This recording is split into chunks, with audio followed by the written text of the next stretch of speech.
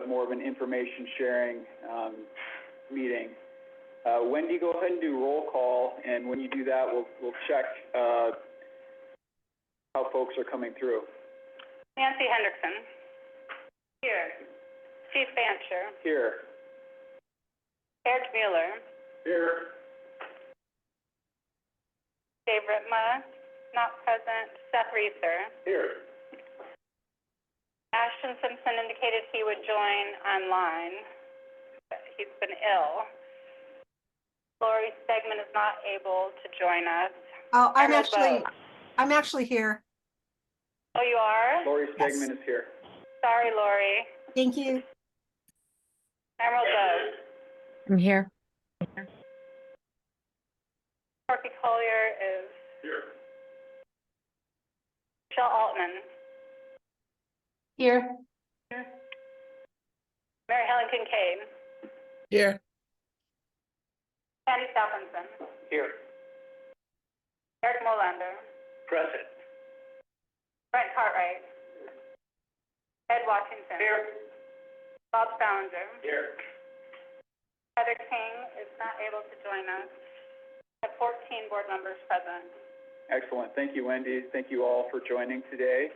I know this group, our time is precious. We don't have a lot of it together, but we do tend to just dive right into the business at hand.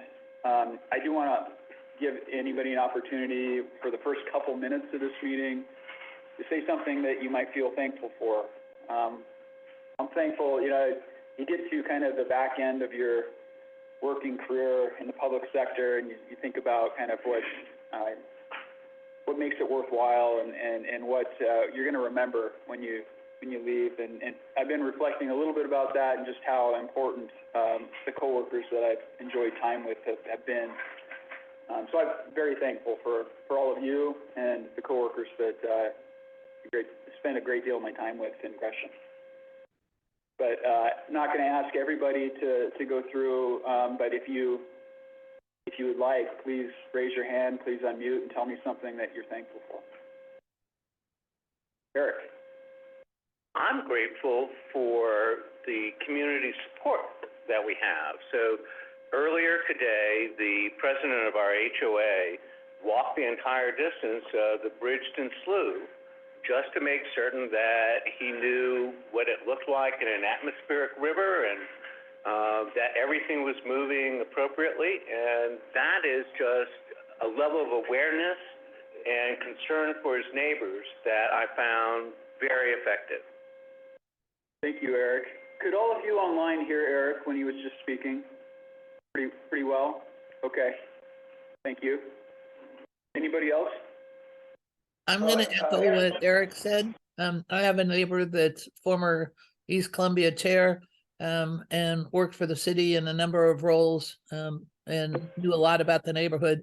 And he went out and drove the entire neighborhood, all the streets, all the cul-de-sacs, and the water's higher, but we're used to it getting higher. And so it was nice to know that he would go check those things, that there was nothing to warn people to be fearful about. He lives on the back end of a ditch, backs up to Columbia Children's Arboretum.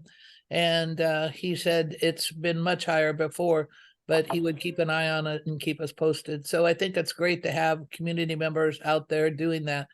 The other thing I'm thankful for is all the things I've learned that I never thought I could learn and never thought I would learn. Lots of terminology, things like, and my favorite example is spam. There wasn't spam 6 years ago, and I only knew it as a child as a canned meat my mother wouldn't let me eat, and it was a treat. So now spam has a whole different meaning, but I still think of that little can of spam. Thank you, Mary Helen. Ed, go ahead. I'm happy to be here today because my kitchen is completely torn up, really torn up. And there's nothing worse than eating out of boxes. You don't know what rooms you put the pots and pans in as opposed to the plate and everything else. So I'm just happy to be here, and I had a wonderful meal. Thank you very much. Appreciate it. Thank you, Ed. Well said. Anybody else? we haven't heard a report yet from staff, but I'm gonna be presumptuous and thank staff for managing a great system when you have heavy rains like this. Not too worried. Did I speak ahead too soon? No. No, Good. All right. I was gonna do the same thing. I wanna just do a shout out for our operations crew who worked through the weekend and they're out there working hard. I saw several of them going out this morning and they're very wet, but they're working hard and the system's performing. So, do know that whenever it's raining, there is your staff are all working hard. Not all of them, but the important ones. We're really grateful for that. Okay, Nancy? So, thanks for two things. One's local and one's global. So, for the local one, I was involved on an emergency call last Friday, preparing for the Atmosphere River with the city of Portland emergency crew, and Talk louder. They can't hear you. okay, thank you.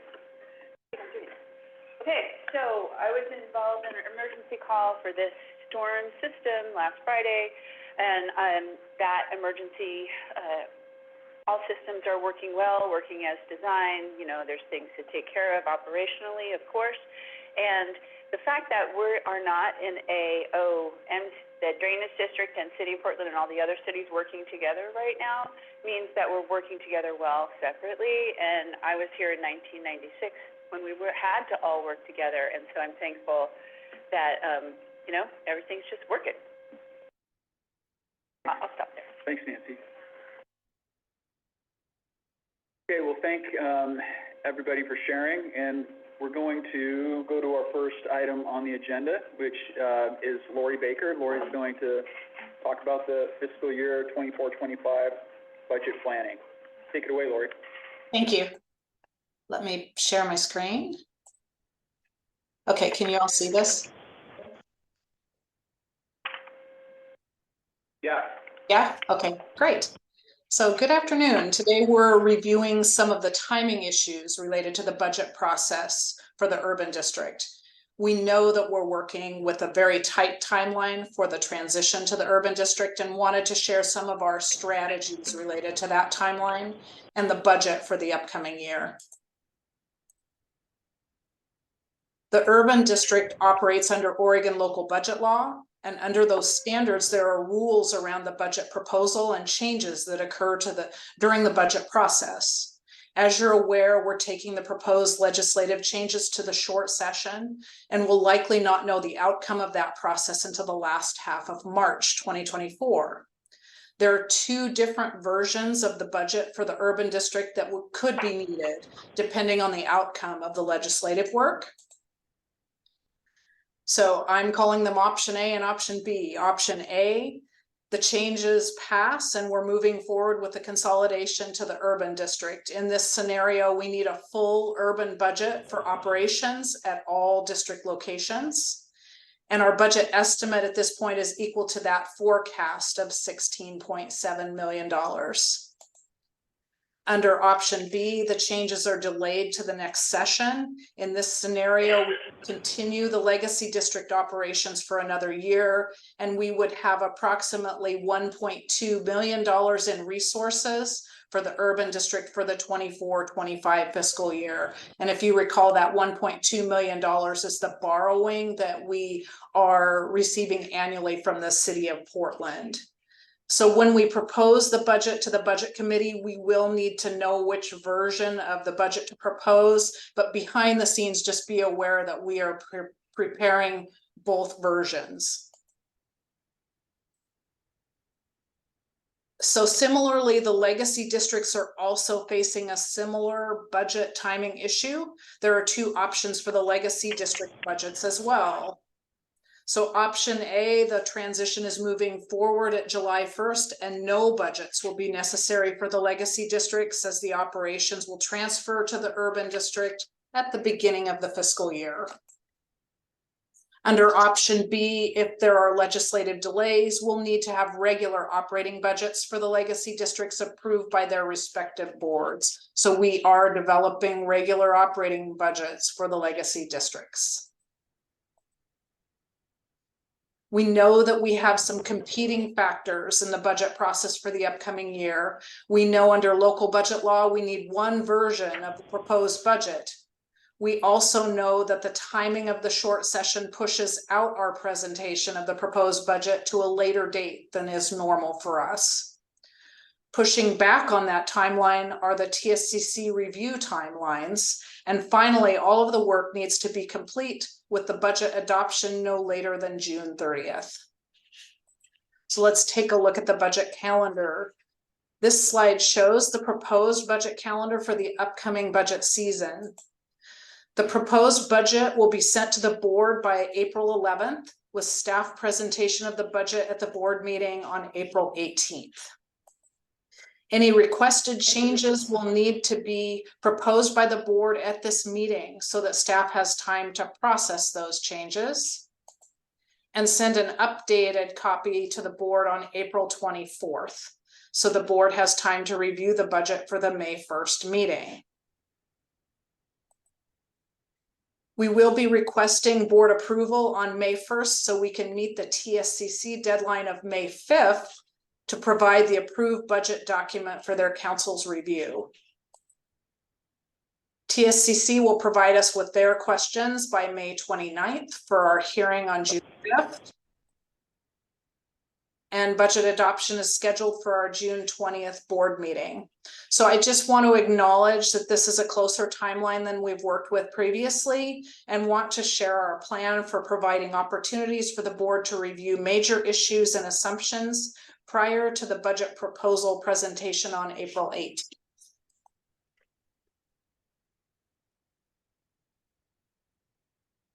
If we're moving forward with the urban budget option A, which is the full consolidation of the district, we will be developing a full operational budget for the district, and you'll be receiving a budget book that's about 150 pages. I've started working on that document already. This chart shows how we will be approaching that process for this year. First, we'll start with the developed legacy district budgets for fiscal year 24-25. This will give us the base operations budget for the district. We'll add on to that budget the startup costs such as the watershed improvement plan and support for the fee revenue task force that was recommended by the board. Additionally, we'll have transition costs to close out the records and operations of the legacy districts. We'll have some budget additions for service gaps. And we'll need guidance from the board on that estimated $500,000 budget for new responsibilities. So we're starting as a basis with those legacy district budgets and then adding in the categories of costs that you saw when we did the forecast. These are the key issues that we've identified related to the budget that we'll be reviewing in advance with the board. First, we'll review the updated assessment analysis from Tiberius Solutions, which is a sub of Eco Northwest, on December 14th. At this meeting, board members will have time to review and discuss impacts of the implementation of the common assessment methodology and also consider rate increase impacts. And we are giving the options of 0%, 5%, and 10%. So you will see what that does to the assessment numbers. We'll also review updated compression estimates, which as a preview show decreased compression rates in MCDD and increased compression rates in SDIC when compared to our most recent analysis. Next, once we have direction on that assessment rate, we'll review the impact of the revenues on cash flow in January at your board meeting. In February, we'll review the staffing forecast, including COLA and merit assumptions and possible changes to positions needed for urban district operations. Last, we'll have a board discussion regarding those new responsibilities for the district and how to allocate investment in those areas. We'll be asking for board direction during these discussions to allow staff to integrate those recommendations into the proposed budget. So now I am going to stop sharing my screen and walk the 5 feet from my office back in so that I can be with you and take any questions. Thank you, Lori. Do we have questions, comments from the board? Just raise your hand if you're online. We'll start with Ed. Mr. Chair, I would, like a little bit of additional conversation on the issue here, the review, staffing forecast, COLA and merit assumptions and potential position changes. I think with all the things that we do, that for me stands out as one of the most important because that's going to impact people. It's going to impact, people will be wondering whether they may be here or not. So I definitely want us to pay thunderous attention to this and make sure that there's going to be some major changes, that people know that, they know it soon. But I think we should do everything that we can, because I don't think we're overstaffed with people. So let's just make sure that that is important for me, very important. And I'd like to respond to that. I think that's a really good point. We do have an existing agreement between MCDD and the urban district that allows for transfer of 100% of the staff that are existing for the district currently. So when we talk about staffing changes, when we went through the forecast, we talked about a couple of additional positions that we thought would really shore up our operations and help us to continue to be effective at the services that we're providing. But it is our intent to continue all of those staff members. They will all transition from MCDD to the urban district, and we're working on that process right now. So. Thank you very much. Audio check for those online. You guys hearing okay? Great. Eric.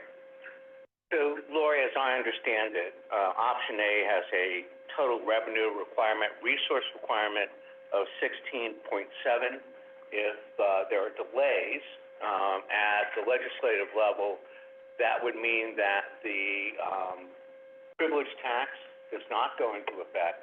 That $5 million would not be part of that. And so my expectation is that option B is approximately $11.7 million total resources.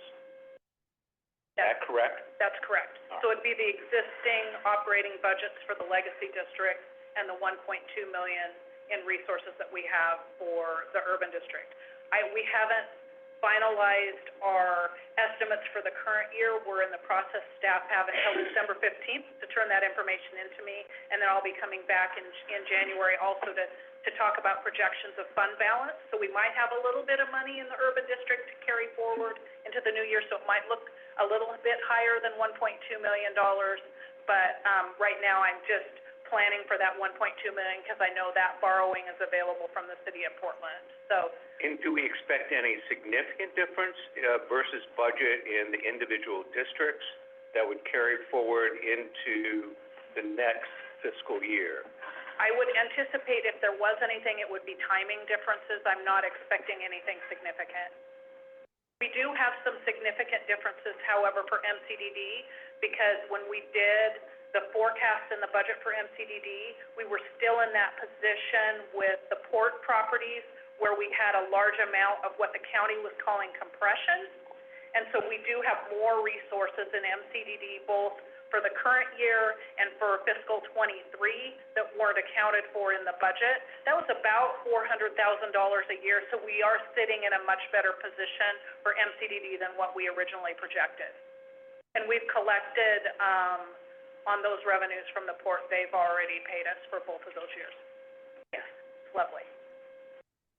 Nancy and then Seth.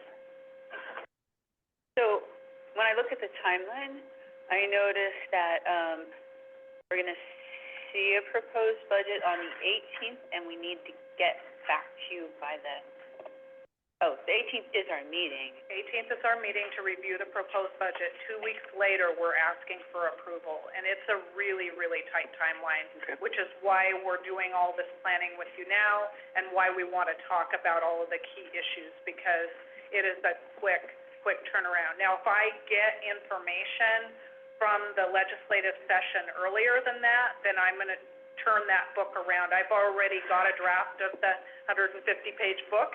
So I will turn that book around and get it out to all of you as quickly as possible. Okay, because I thought we had to get comments back to you between the 18th and the 24th, but that's actually something you're doing for us. That's where I'm gonna turn it around and get you a new version if you have changes. So that's 6 days. Yeah. I And would I, do call it, probably we weekend in there. So by the 18th, we will not yet know what the outcome of the election on the GO bond is, correct? I'm assuming a positive result from the election, and that's what you will see in the budget. If we don't have a positive result from the election and need to push that forward again, then we won't spend that money. But I have to appropriate it, and so I'm assuming in the budget that the results are positive.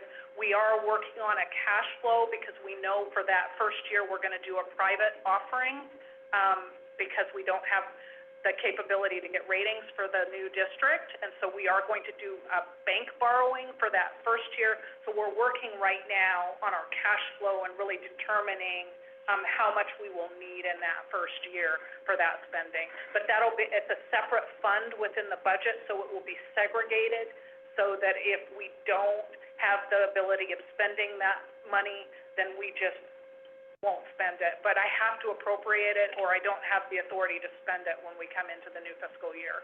So yeah, the timing is really tough. Right, and so that would also include the 5% for bond administration, right? That's correct. Okay. Unfortunately, we have the work to do, so we would need to build a bond for it. Seth was next, and I see Eric's hand up. You're after Seth. Yeah, just a comment, I know it doesn't affect the actual budget, but Whoever's speaking is not by the microphone. I hear voices, but sorry about that, Mary Helen. The last time we really dove into the transition of personnel between the current setup and what we have in the future was over a year ago when we talked about that. And since Ed brought that up, I think maybe some discussion about if this is our last budget cycle, well, we're leaving something for the future board to take a look at, maybe having some more detail about what a transition might look like as transition costs and the transition to new districts phases out and some of the new responsibilities and capital deferment come online. Yep. Maybe having a little more specificity or some sort of skeleton for the new board to pick that up, not have to start from scratch.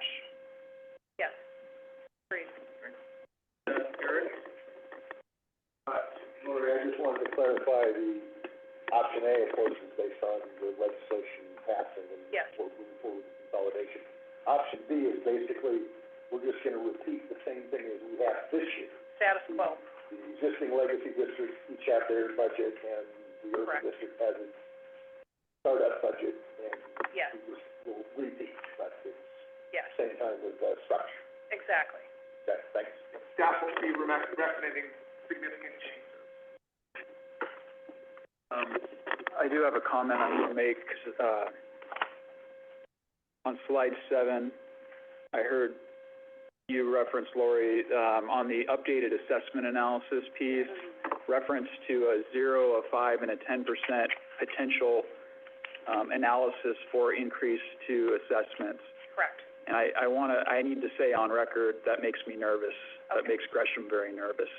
Because we as a board have talked about a 10 or a 20%. We have not talked about a 0 or a 5. And when this was discussed with my board, 10% was characterized as the minimum, and why does this matter? It matters because, we're making the case to a lot of Gresham residents that have not been paying for, levy services because they're not in the floodplain, that they need to contribute. And so we're having discussions with our council about increasing either our stormwater rate or creating a brand new fee. First question that I get from that is, are the people that are benefiting the most, those in the floodplain, paying as much as they can be to take care of this effort? And I've been able to say yes because of good faith and hearing from this board that that's the case. I can't do that if it's a zero, if businesses and properties within the managed floodplain are not paying any additional, but costs are being shifted outside of the managed floodplain, that is a principle that we have a problem with. And if we have to deal with that in the legislation, I don't want to have to deal with that in the legislation. No. No, We want to deal, and so I think we need to nail this down early, as soon as possible, and if it's going to be a problem at the board level, we need to know. thank you.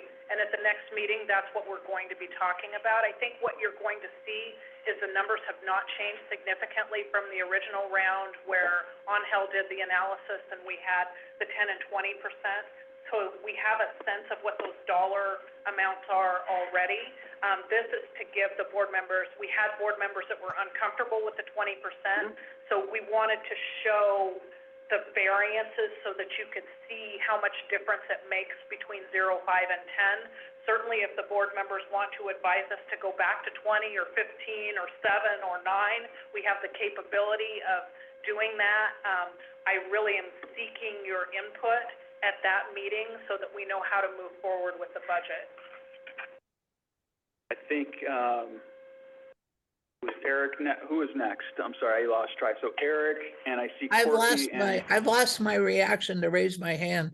I can put all kinds of emojis up there, but somehow You've lost your ability to raise your hand. Mary Helen, I'll get to you in a second. I think these guys were up first, No, but I will get to you. that's fine. I just wanted to put me in line. Okay.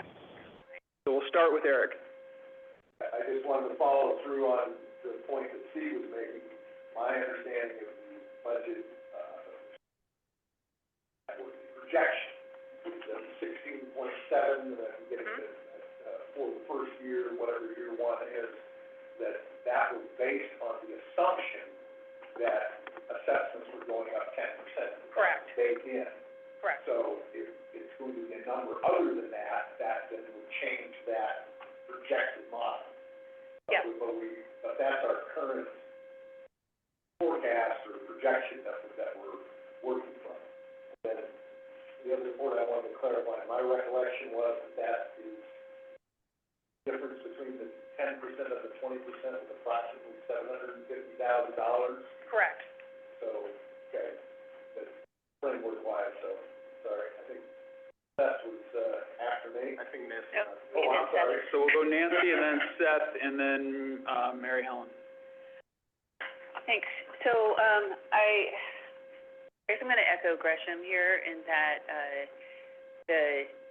looking at either 10% or 20%, I'm really curious. I honestly think, and maybe you've provided this, but I think that some differences across districts might be more impactful than whether it's 10 or 20%, I don't know. Yes. But, yeah, I had in my mind, and I know that this is what we've been talking about on the City of Portland Finance Subcommittee, who's trying to figure out how we're going to pay for this, is 10 to 20%. And there's a perception that's important is that the people in the floodplain are also pushed kind of to a limit because the cities, I know in my city, I see the other cities are also really pushed to the limit. We're laying off more than 100 people this year, and it's going to keep going. So I think that I just want to echo what Steve was saying. So we do have a specific agenda time with more analysis at our next meeting for you guys. I just want to be mindful of time, and there's probably a lot of thoughts on the bond as well. That's an instant priority. I don't want to shut it down. Just reminding you all that you have plenty of time to talk about this, and sooner is better to pin it down. Yes, and you'll be receiving all of the documents with the packet that's going out, I think, late tomorrow. So you will have that to take a look at and have a week to kind of peruse it so that you can have your questions ready for myself and Nick Popanook, who will be here to talk about the calculations. The only add-on that I would have is that it would be helpful now that we're have a consensus on the bond amount. We know a little bit more about the timing and the interest rates. So a sense of how much of the capital costs is also going to be borne by the different jurisdictions. That's one of the questions when Jim came and presented to our council. The council wanted to know about the operating, but they also wanted to know who was paying for the capital. Looking at that comprehensively would help with some of the messaging.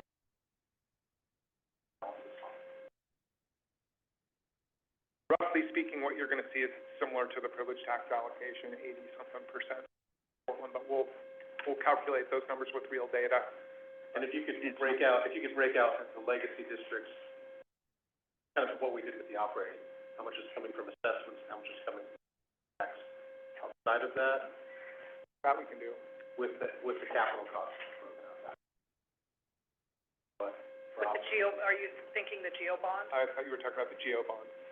yes, and I'm saying, we're looking at the operating in terms of within the current assessment district and outside of that, in the different city privilege tax, we could get a breakout that shows payment of the geo bond debt service with that same framework. So, or legacy districts, the same categories of payers. We can do an averagey thing, but I will tell you that the first year looks different because we're trying to limit our borrowing in the first year because it's a bank borrowing, but we can do an average per assessed value and show you that divided by city. That's easy. Yeah. And if it's, you want to straight line it, or if you want to do a series of bonds? I'll just use the dollars per thousand that were provided by our experts. Great. Yeah. I don't know about the slice of the floodplain as a separate calculation of No. contribution to the bond. That would have to come from the county, I Yes. think, but we'll try. That's not going to be We've so got readily we've available. got the assessed values. Okay. Yeah. All right. And just to clarify, I know it's hard to change a name once it's stuck, but we're not talking about a privilege tax anymore. Right. We're talking about a fee to cities, and I don't know if we want to come up with a catchy name for The that. flood safety benefit fee Oh, that's is not how it's catchy at all. referred to. You know. We're not catching. We'll just call it the fee, how about that? The city fee. Eric, or who is next? Mary Helen. Mary Helen, you're next. Okay. Related to, and I could only hear part of what I think Seth was saying, but if, and Jim, correct me if I didn't hear it right, but when you made the presentation to the Cully neighborhood, one of the women who was asking all kinds of questions asked about who's going to pay and how are we going to pay. And your answer was about the GO bond, but what we're not telling people, and they're not understanding, except those that really dig into stuff, and I've got a couple of those in my neighborhood, is that there's going to be that fee, and then there's an increase in offsite stormwater fees from BES, all being raised. And so landowners, regardless of where they live, are going to have to pay more money. And I wonder if that's a message that we're purposely ignoring, so that they don't say, what am I paying for and how much is it going to cost me? Yes, it's moderate, and I agree with the estimates that we're giving on properties, but what they're not being told, and I don't know who needs to tell them, is about the private fee that could be instituted, and that would be extra, and what the off-site stormwater that the city's studying is going to be, which would add impact to low-income, underrepresented communities.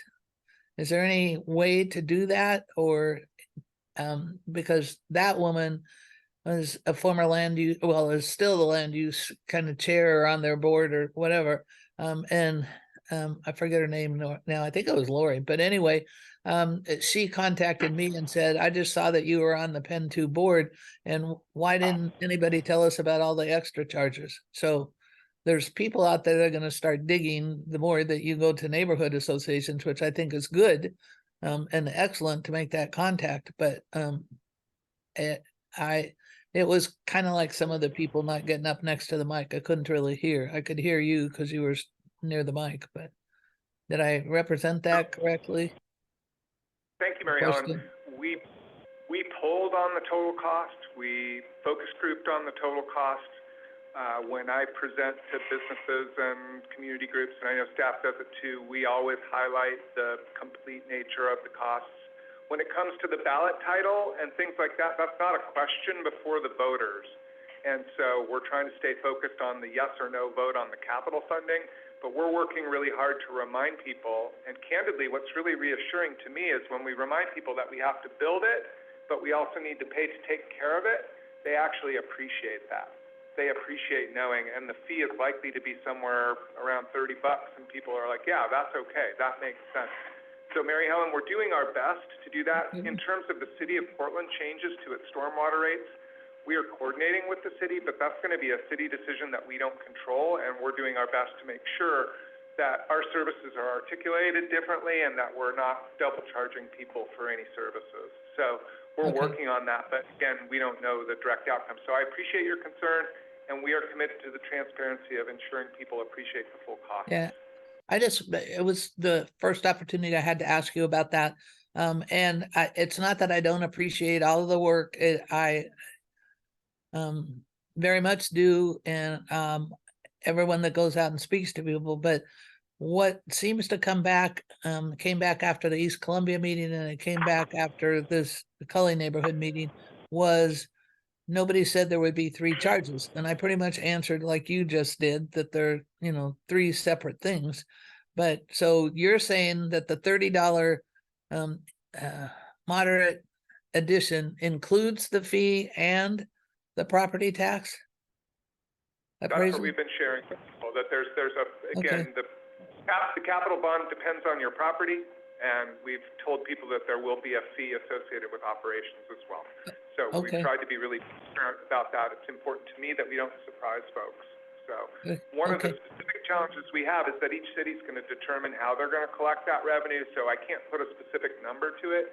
Yeah, So what we've no. been telling people is if you divvied it up across the landscape by population, it looks about like, right? And Okay. again, all that will come into focus.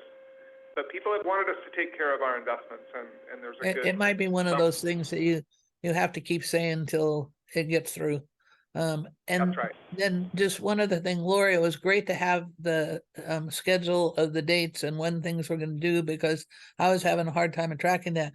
But do we have a parallel thing for the bond measure? Because you keep saying it's going to be on the 2024 ballot. Is that the May ballot or the November ballot? The board will be making a decision, we hope, on December 14th to refer the bond for the May election. But that's gonna be up to the board, Mary Helen. You haven't So decided yet. and when you say refer, is that to a legislative committee that needs to approve it? Or No. does it just go straight to Multnomah County and say, put this on the ballot? I didn't understand the process, but The latter, it goes straight to the ballot if you guys refer it. There's some staff work involved, And a TSCC. and the hearing. TFCC has to look at it. But yeah, if you vote yes, it'll end up on the ballot, I'm certain. okay, thank you. Or the next agenda item. Yeah, we're gonna get right there next. I wanna go to Eric, and then Bob, did you have your hand up? Does anybody else? Oh, I'm sorry, did I skip you, Corky? Okay, we'll go Eric, Corky, and then you two, Tinny. So for next time, we're moving to a unitary assessment methodology. Yes. And I just need to know how that is going to impact percentage change in an assessment for Penn 2. This is, Correct. We need to build support for it, and people, if you say, we're changing the methodology, this is up, this is down, Yep, we may end up losing some support. So correct. just want to know Second what that slide. number is. It's the second slide. And for background information, staff is recommending that, because SDIC and MCDD use the same methodology currently, most of the population of the floodplain's experience with that one, that we use that one. That's what all this analysis is based on, just so you know. So in all likelihood, Penn 2 would go down. I don't remember the I don't specific numbers. Okay, but We will we'll figure present- that out. We're aware of that impact and want to share it with you. Good, okay, thank you. So, Steve, thanks for bringing that up, because it's a really good point. I don't think any landowners in the municipal floodplain want people outside the floodplain subsidizing it in any way, so it's appropriate that we have. Can somebody move the mic closer to Corky, please? Sorry. It's not a mic. Soft-spoken. Maybe we can. My apologies. At the same time, what's important to remember here, I think, one thing that's important to remember is it's not the 10% increase this year, it's the 10% increase or the 9% increase that we've been having year after year after year. So, my request for Lori is, as we have this conversation at the next meeting, I guess, I would love for us to preface it with, how much increase that we had for the past 10 years. I'm not sure 10 is the right number, maybe it's 8, maybe it's 15, I don't know, whatever. I'll leave it to you to pick the right number, but I think what we'll see is over the last 10 years, we've probably had an increase of 90% or something like that. Yep. And so that informs that conversation, I think. Yes. Thanks. Already in the plan. Oh, thank you. That's easy then. Thanks, Corky. Let's go to Ken. I was just basically going to the same place that you were, Corky. You look at SCIC, and there's been significant increases, and we've got properties just in this model alone that are gonna go up 40%. And that's with a minimal increase, and that's a pretty significant jump. And to say that, oh, they're not paying their fair share, well, what exactly is their fair share? And who determines what that is? And if you got somebody that's going up 30 or 40%, that's a pretty big hit. Just to be clear, so we're going to get this on April 11th. We're going to have a meeting on the 18th. Okay, first time with a 150-page, I'm not complaining, I'm just stating the obvious. 150-page Yeah, book. I did the 150 pages, so Okay. we know. One meeting, comments coming back on the 24th, and we're going to have to deliberate, vote, and pass this on May 1st. Yep. Okay. One caveat I will flag is that we hope to bring you modularly the big issues so that when we bring you a proposed budget, it reflects your direction. So it's not that only that meeting, you're going to be giving policy guidance to staff throughout the winter. So with any luck, get it right, and you will feel comfortable with it. Not just one meeting of conversation, one meeting for the full draft. It's not great. I'm not telling you it's not fast. But there's not an alternative. Yeah, I don't have an alternative, but you see, by May 5th, I've got to have a whole book ready and over. right, but it is a public meeting where all of the discussion and deliberation and ending results have to take place. That's correct. Well, I would say final deliberations. I think that's the issues. We're gonna be discussing stuff along the way as these issues are brought up. It's not gonna be, we're gonna wait till that meeting to talk about them. It may be the time when they're all together in one document. Right, but we'll be talking about it on the 18th and then again on the 1st. That's it. At least. Yeah. But we're gonna be talking about pieces of it for months prior to that. That's what they're saying. They're gonna be bringing the issues to us along the way. I know. I'm saying as far as the budget itself goes. I give up. Okay.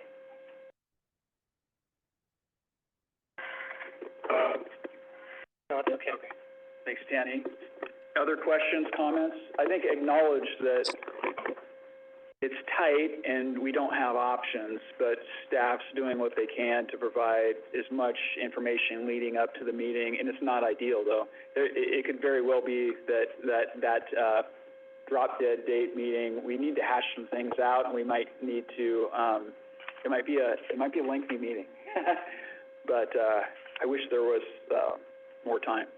Well, and for those of you who might be new on the board or want to refresh your memory, if you go back to that forecast document, it's got a lot of detail, and your proposed budget's going to look an awful lot like what you all acknowledged and authorized for the forecast a while ago. So we can maybe dust some of those documents off now too, but it's, you know, we're following that pathway that we spent months on before as well. Tanny, I don't want to dismiss your concern. It's real, right? But hopefully what we're going to bring you won't be surprising. And it should be consistent with the direction you've provided to us over the last 2 years. So, if you have particular issues that you know are important to you, please start to tell us now, and we can try and resolve them for you and bring you a product that you feel really confident and happy about. Our goal. Important discussion. I know we're right at about time that we were planning on the agenda to transition to the bond discussion, but I don't want to cut this one short. This is really important. Any other questions, comments? I don't see any hands up online. I don't have any, other than my own placard up for question. Oh, Seth is down too. Okay. Well, thank you all for that discussion. Let's transition now to the bond. And Carrie, are you ready to go? Yes. Carrie Sandeman's up. Carrie, do you want to sit here? And that way I think people might see you better. Okay.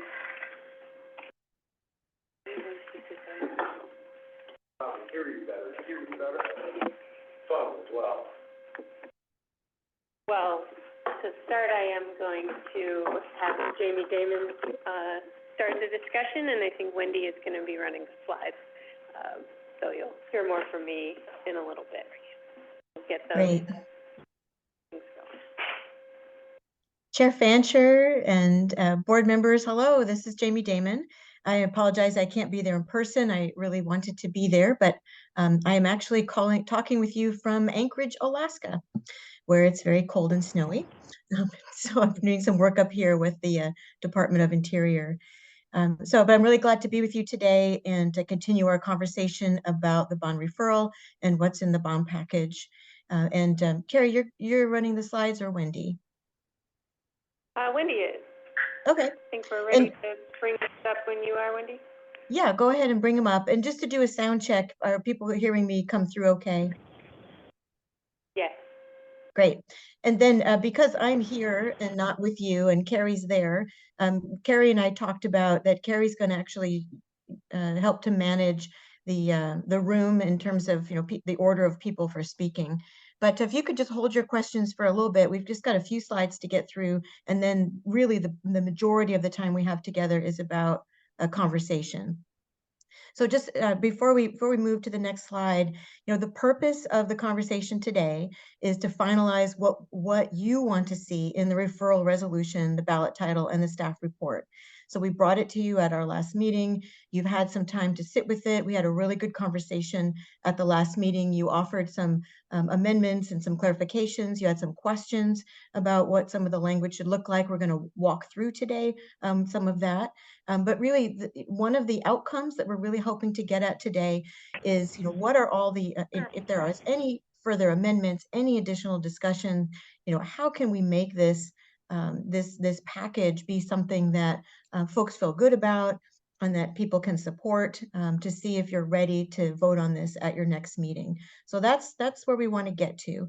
And so, and the other part is, I mean, I can't say enough, and you know, we've mentioned this multiple times. I mean, certainly all of you as board members, I mean, you need to vote the way that you need to vote, but we really are working hard to try to build a package that you all can support.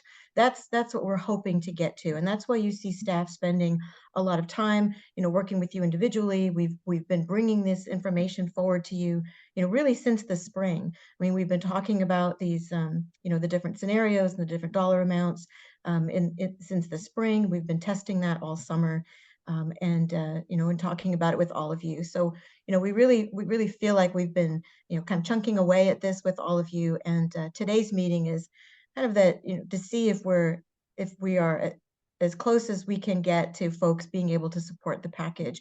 It's very important and meaningful and symbolic, you know, for the board to be on the same page, you know, on something like this, which is why we're working really hard to make sure that this package reflects things that you can support. So, and also just to say that, you know, we're hoping that we can that you'll feel comfortable that we can bring this to you for a vote at your next board meeting next week. We know that's not a lot of time. And we recognize that, you know, we've been trying to bring this in front of you multiple times and work, you know, kind of through these amendments. So, but today we know we've got a large chunk of time for you to put out, you know, any other questions, any other amendments, any other refinements, so that we can, you know, bring you a package next week that you know, we're not working through amendments, you know, at the meeting next week. So we'll see, you know, we'll see if we can get there. I'm hopeful, but I just want to really be very transparent in what we're hoping to achieve today. So let's go ahead and go to the next slide, Wendy. So we've got a little, as you all know, you've been working with me for quite a while. We always have a mini agenda within the agenda for how we've organized our time. So I want to review the timeline. We want to remind you and review the revisions to the draft referral package, what we heard last time, how it looks different this time, what work we did between the last meeting and this meeting to respond to your questions. and then have a big conversation with you about the draft referral package. You'll see this fist to 5 on the slide. If you recall, at the last meeting, we did a thumbs up, thumbs sideways, thumbs down kind of temperature check just to see where people were at, were we getting close? And then the fist to 5 is a little more detailed version of that, where again, it's not a vote. It's another kind of a temperature check to see, how close are we, where are we at? So we'll be doing that before we have our conversation. And then we'll review with you our next steps, what's going to happen, what we hope, what may happen on December 14th. And then share with you a little bit of a reminder about restrictions on political activity following the referral. And Carrie, Allison's not with us for that piece, right? That's correct. We'll just have a short reminder, and then it will be followed up later with more thorough training from Allison Keene, one of our outside counsel. Thanks, Carrie. We had hoped that Allison could join us today, but sadly she cannot. Wendy, if you can go to the next slide. So the GEO bond referral key process steps. So this is a slide that looks familiar to all of you. I love seeing the little check boxes next to 1, 2, 3, and A, B, C, D. That we've been working our way through all of these. We are at finalizing the measure. That's where we've been the last couple of meetings. Really, we've refined it based on public input. We've refined it based on your conversation, and here we are. So let's go ahead and go to the next step, or the next slide. And again, just a reminder of the process. This is the process timeline. This is not a new slide to you. And the piece that there's two things I want to really remind you about this slide. One is that, think all the way back to January. I mean, here we are in December. So think back to January. In December, January, February, we were just talking about, what does it mean to do a GEO bond referral? What is this process would be like for this organization? What have other organizations done? And what does it mean for us? And in March, April, May, we worked with all of you on, we brought you numbers and scenarios and, investments and projects. We started to really unpack all of that and see, what are the needs and what are the investments and, what are the commitments that we need to make for PMLS and what does that start to look like? And then, at the end, in May, you all said, okay, let's take out these packages for the public. We spent the whole summer working with the public through tabling events and presentations. You put in place your engagement and communication subcommittee work group that helped to guide some of that and helped to guide some of those questions. We did the focus groups and the pollings. So that was the whole summer. And then here in the last few meetings, we've been sharing with all of you what we learned from all of that, refining this package. And so, just to remind you of all the work that you have done with us on this conversation and how far we've come since January. We are targeting the May election. Mary Helen, you brought it up the last time and again here. And I think that, Mary Helen, I'll channel you for a moment because you often say, you just can't say it enough, for people to get it. And we just can't say it enough, so we are going to the May election for a number of reasons. One reason is that our political strategy experts, when they looked at the different voter demographics, they didn't see a big advantage to go in November versus May. Another is that the May election has fewer likely voters, which means it costs less to communicate with them through mailers, for example. Another reason is that we spent a lot of investment and time with your public, with the communities, with your staff over the summer and building awareness and understanding about what y'all do as drainage districts, what you do as the new urban district, why the new urban district is in place. That's a lot of public education and information that's really beneficial when it comes to asking people to support a GEO bond in an election. And, if we moved it to later, we likely would have to do that work over again in some respect over next summer to continue to keep that awareness front and center in people's minds. And the May election gives us more financial certainty on a timeline that matches better with the PMLS needs. The PED, the design phase is underway. And as soon as next year, staff would ideally be starting to acquire easements. So, getting those dollars in the door really does meet that commitment better. So I just wanted to remind folks about why we're moving forward to May and all the good work that we've all done up to this point. So let's go ahead and go to the next slide. So what you saw last time, you saw a draft of the referral resolution. We wanted to give you as many meetings as we could within the timeframes that we had to look at draft language, to look at the staff report, to consider the numbers. And we had a great conversation at the last meeting about that. You saw the referral resolution. You saw the draft ballot title. That ballot title is short, and we talked about why it's worded the way it is based on polling and focus group results, about working with our engineering staff and communications and legal teams around the language that you see in that package. You also saw the draft staff report, which gives us more detail and justification behind what was in the resolution and the ballot title. And then, we had a really great discussion with all of you about just your comfort level, your questions about what's in there, and also about the number, about how much you want to refer this. And I think, we were, pleased to hear that there seems to be a lot of support to move towards a little bit larger number. And we're only pleased to hear that because, that seems like it's support for all of you, and it helps us to meet our new responsibilities. Let's go ahead and go to the next slide. So this one, let's see. Oh, and I just already talked about some of these items on the slide. So what we heard is there was general comfort moving closer to 200 million. Remember we heard from our polling that when we start to get over that number, our support starts to drift down a bit. So keeping it under 200 seemed to be where people were comfortable, but getting it a little bit closer to that. Additional funds would be justified to ensure critical projects are completed, increase funding for floodplain restoration projects that support flood safety.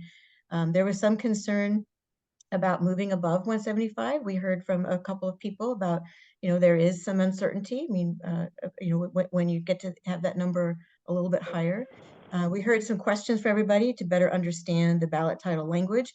And there didn't seem to be specific issues with the resolution, so that was good news. There were no thumbs down when we did the thumbs up, sideways, and down, so we were really pleased to see that. So let's go ahead and go to the next slide. And Carrie's going to walk through what's in your packet, and then we'll do a check-in with all of you, and then we'll open it up for discussion. So Carrie? Yeah, thanks, Jamie. So we hope that the updated package that's in your packet this time of the resolution, the ballot title, and the staff report, we are aiming to be responsive to the comments and to what we heard from last time. So what you'll see in there is that this draft resolution and ballot title is $195 million. That's an estimated cost to voters of 14 cents per thousand of assessed value, or $288 a month for the average homeowner. Those figures have also recently been updated for fiscal year 23, so they're as accurate as we can make them.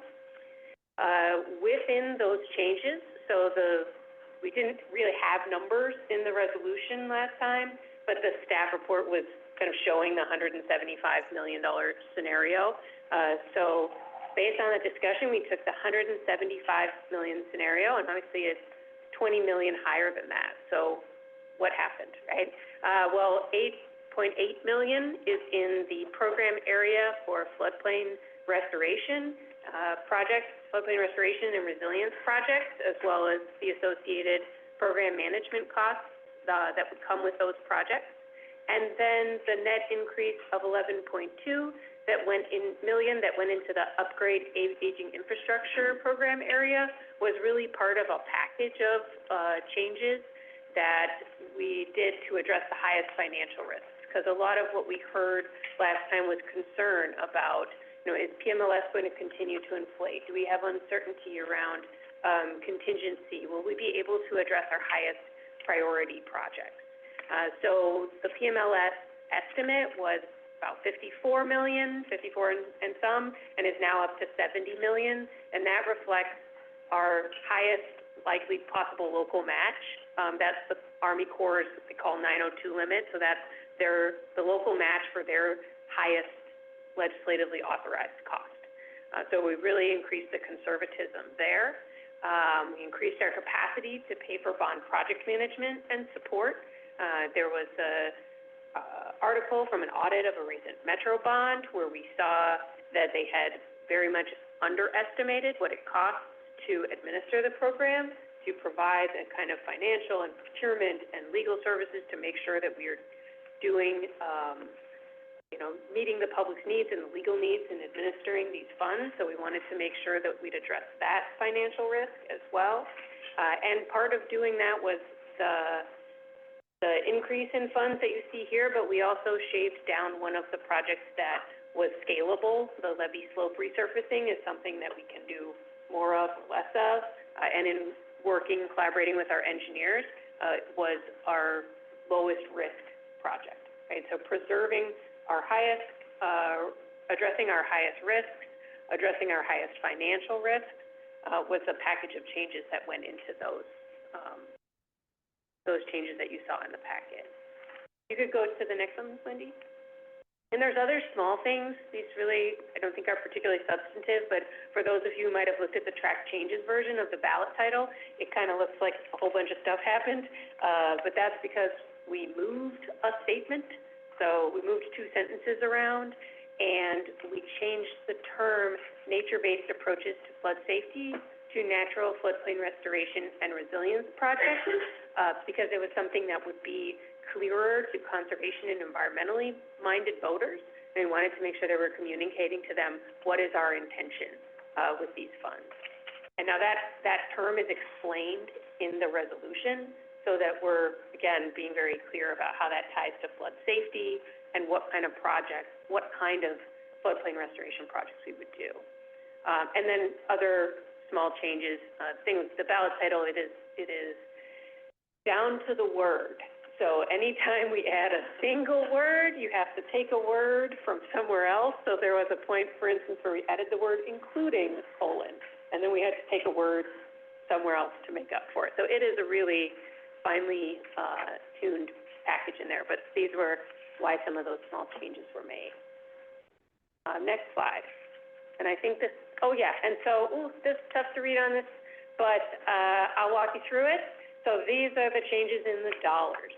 Let's start on the left side. So it's what was in the 175 million scenario, and your second column is what's in the 195 million. So, you see there's 11.2 million changing in the aging infrastructure, an 8.8 million increase in the natural floodplain and resilience, and that adds up to 20 million. The change in the estimated cost to voters is 0.014 cents per thousand. That turns into 29 cents monthly for the average homeowner, or $3.45 increase for the average homeowner.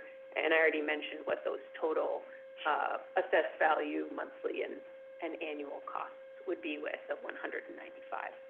So those are the changes from the 175 to what you see in your package this week. Okay, I think we can go to the next one, and this one I think comes back to you, Jamie. Just our lead into our starting our discussion. Yeah, and I already shared this at the beginning that our goal today is to identify and address all the proposed amendments. So I know that some staff has been calling through people. I've been copied on emails that folks have been thinking about this and moving their questions forward. So I hope that people have come prepared with any final amendments they'd like to propose today, so that we can have that wordsmithing conversation if we need to today, and then to revise the package for the December 14th board meeting. So it's something that people can accept, and board is confident and prepared to vote next week. And if not, we need to know about that. We need to know about that today. In no way do we want to be seen as strong arming or, moving you in a particular direction. This is what we've been leading up to all year. And so, I just want to remind folks of that. But this is a work session, and we have I think we're going to have about 50 minutes to just 45 minutes or so, just to dive right in and see what else there is for folks to talk about. Let's go to the next slide, is the way we wanted to kick it off. And so if you remember, at the last meeting we did a thumbs up, thumbs sideways, thumbs down as a temperature check. I mentioned that earlier. Today, we're going to do something a little bit different. It's called a fist to 5. Some people might be familiar with that. And it's another kind of a temperature check. Again, it's not a vote, but it's a way to see if there is a more nuanced approach to help folks be able to move to a place where they can support where we're headed. And so the way it works is, I'll ask everybody to raise their hand, and if you cannot support the package as it's being presented to you today, then then you put up a fist. A fist is absolutely no support. You know, I'm really no support. If you don't support it, you have some serious reservations and maybe some things that you want to put out to talk about, then you would do a 1. If you can't support it, but you maybe need some more information or could be convinced, then that would be a 2. If you can support it and live with it, that would be a 3. If it looks good the way it is, you know, maybe it could be stronger, but you know, looks good, that would be a 4. If it feels like it looks great, that would be a 5. 3s, 4s, and 5s are support. Anything lower than a 3, we really want to understand where people are at around that. So that just gives us everybody can look around and see where folks are at. And that helps us to start our conversation. So before we do that, our people, and then Carrie put in the chat kind of what the meaning of the fist to 5 is.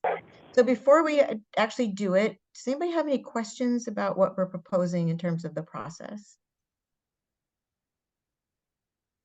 And Carrie, you have to help me with that. Tanny, did I see your hand go? Nothing in the room. Nothing in the room? Mary Helen has her hand up on.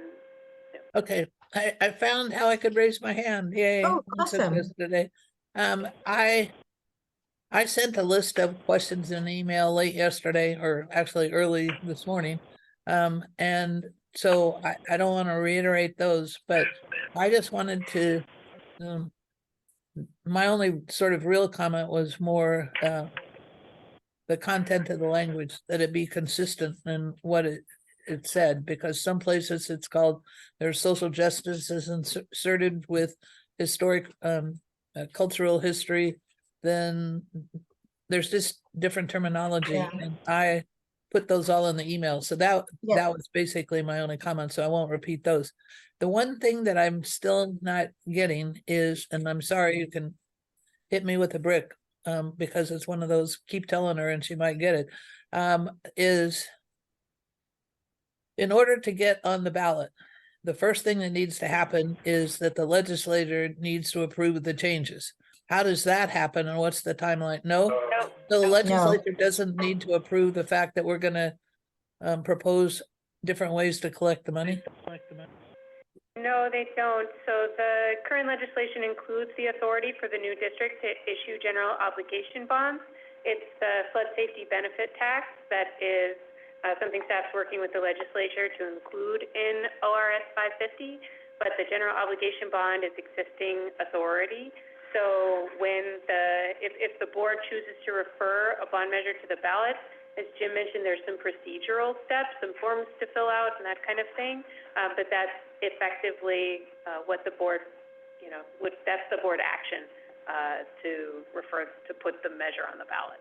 Okay, so does the bond measure include the ability to dissolve the 4 drainage districts on July 1st? No, that's part of ORS 550, that what the conditions are that allow the dissolution of the drainage districts. It's really specific to the public agreeing that the new districts can issue debt for the purposes that are laid out in the ballot title. So the general obligation bond is really just one narrow piece that focuses on the debt to do capital projects, and then the operating revenue and the dissolution Those are pieces that are in ORS 550, and which staff is working with legislators So the two are not really even related. The legislative approval and the bond measure. Procedurally, they are not. Right. Okay. And Mary Helen, I appreciate those it's clarifications because it's important to know what, you know, what you're supporting. But if you could hold your other questions, I did read your email, so I have a good sense of the kinds of questions, yeah, that you had. But if you can hold that, let's do the fist to five just to kind of get a sense of the room of where people are at and how much conversation we need to have, and then we can focus in on the amendments and additions and questions people have. You'll have to hold them up for a minute because I will be writing it down. Yeah. So on the screen and in the room, again, it's FIST, no support. 1, serious concerns. 2, I've got some, you know, I'm not supportive as it is, but I could be convinced. 3, I support. I could live with it. 4, I think it looks good. 5, full support. I think it's great. Ready? Okay, let's do it. Hold them up and keep them up because Carrie's got to look around. And hold them up so everybody can see. Okay. And for people in the room, if you can turn your hands a little bit so the screen can see kind of where you're at. I see Okay, some I think I got everybody. We've got a few 2s, a couple 3s. I'd say we don't have any 5s or 1s, but we have a few 2s, like I said, a few 2s and a few 3s, kind of spread out between the 2, 3, 4, and 5.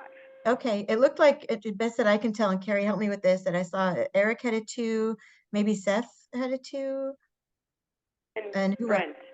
And Brent had a 2, is that right? All right, let's start with you. Nobody on the screen had a 2, right? No. Okay, let's start with you guys.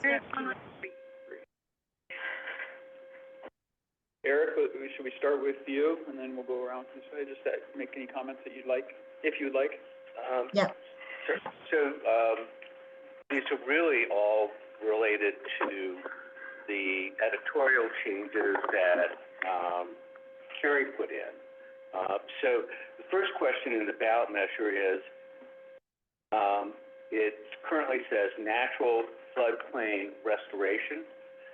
Can it say natural flood hyphen control methods? That was a technical question for the two of you. The word count. That makes it 10 if a hyphenated word is allowed. I guess, tell me more about what you want to achieve. Why don't you, can I have the hyphenated word? What are you trying to do? Right, and so this gets back to the discussion with Hong, which is everything that we do has to have a strong nexus to flood safety.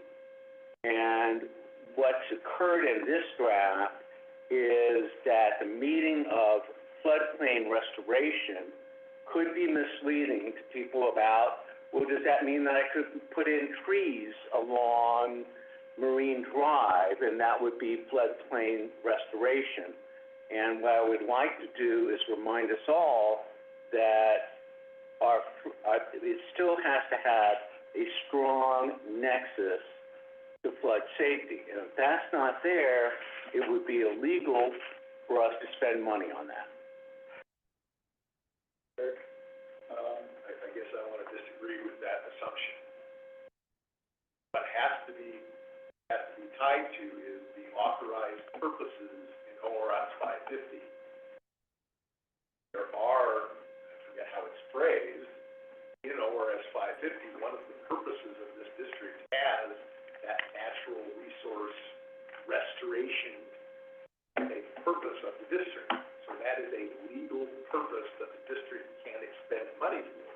Can you get closer to the microphone, please? Sorry. I seem to be the only one having trouble, so I tried a headset and that didn't help. My point is that I don't agree with Eric's conclusion that it's not legal to spend the money in the way it was being described. The bond is limited. We can only raise money for things that the or an authorized purpose of the district based on the legislation, the ORS 550. The natural resources restoration, again, I forget how it's phrased, and I don't have it in front of me, is one of the authorized legal purposes. That's something that we can spend money on. It is also something we can ask the voters to approve a bond levy for, and if they approve the bond levy for that legal purpose of the district, then it is legal for us to spend the bond money for that purpose. So I understand you may prefer a different description and wordsmithing and so forth, that's fine, but the assumption that we can't spend money on it, that it has to be only for flood safety, is not true. So you've misinterpreted what I've said. Okay. Right? And so if this is about Hong telling us that everything that we do has to have a strong nexus to flood safety. That's Hong's opinion. She wrote the legislation. No, she did not. Point of order, guys, we're not gonna get back and forth right now. I get our emotions are elevating, but I need to control this meeting. You've made your point, Eric. I think you've made your point, Eric. Agree to disagree at this point, because we can talk about this for hours, and we might have to at some point, I get it. But I want to hear from the other twos, and then we'll get back to this. Thank you. Yeah. If I could at least just say that, we did define the term in the resolution and make a connection to flood safety. We also did have attorneys, review this and did not take the word change lightly, so it was, deliberately considered. We'll get back to good points on both sides. So do we want to go to Seth? They passed me the microphone.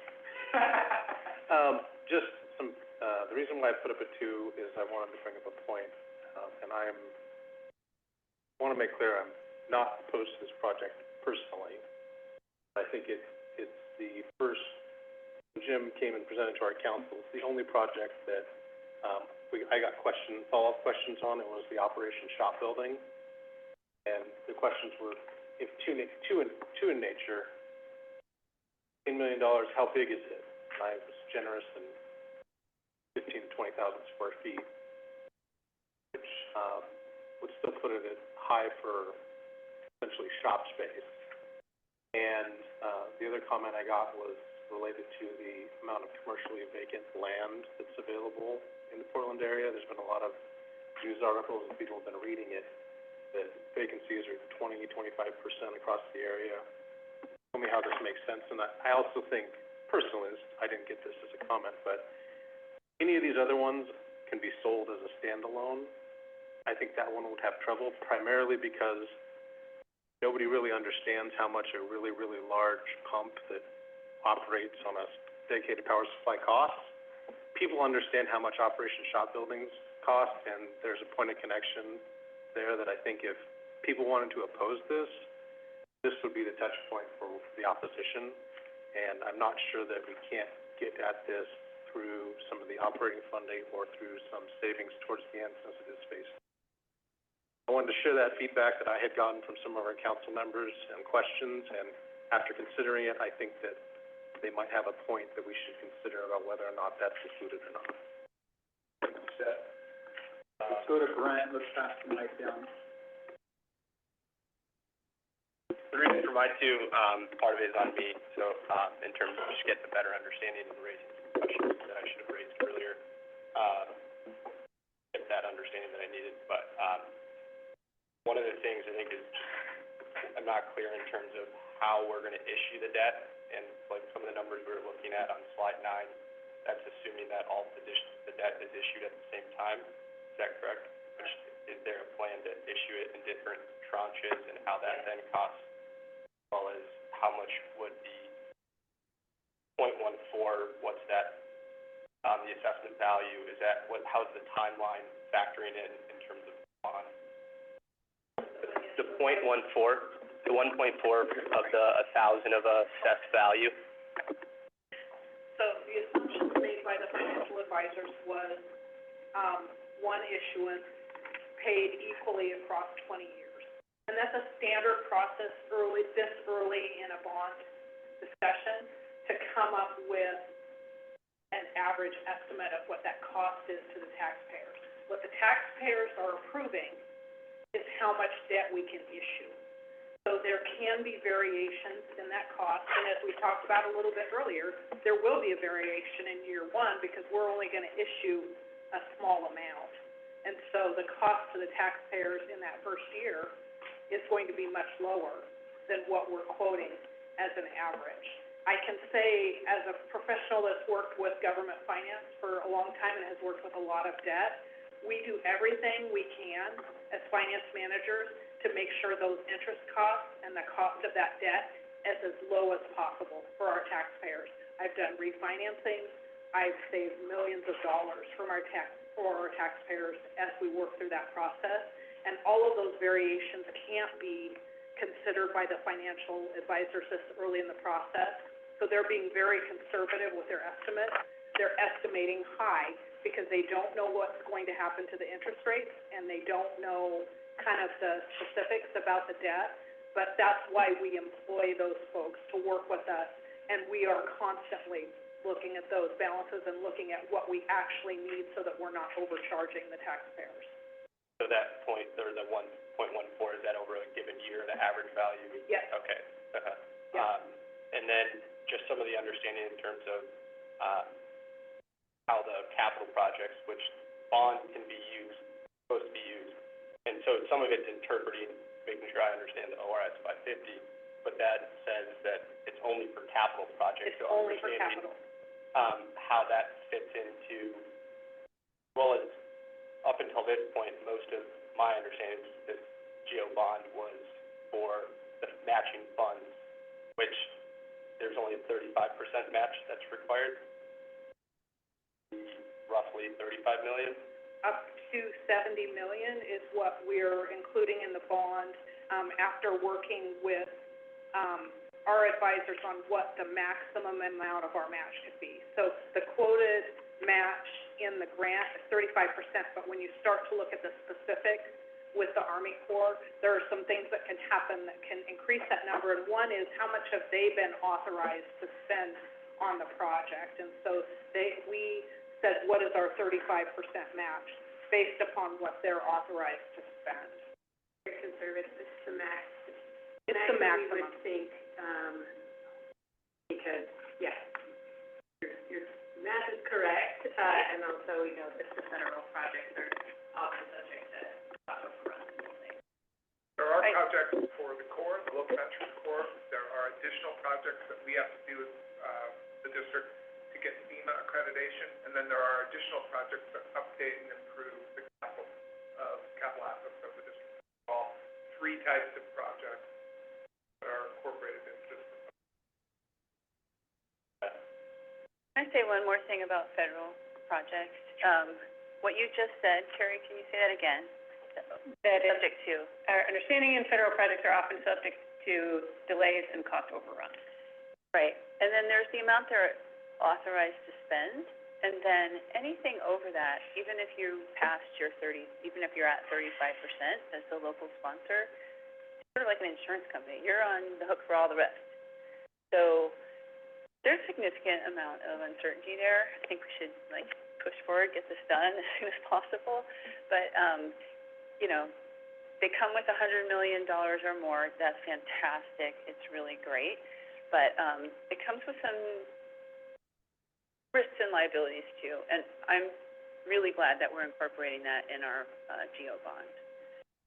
There is an overall cap on what the Corps is authorized to spend. And we spend the rest. We've taken the very maximum amount of local match that we can possibly be required in that. Could happen.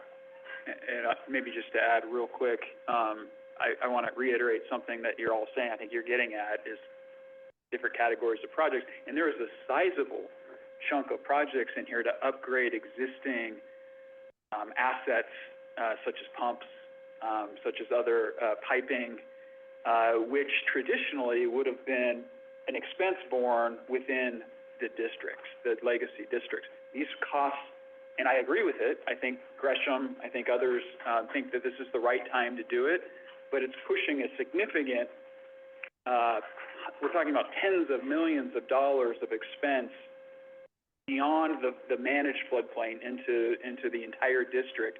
And again, it's the right thing to do. It's a good thing to do, but we should acknowledge it's a large component. So then what happens after the bond's paid off and there's still now a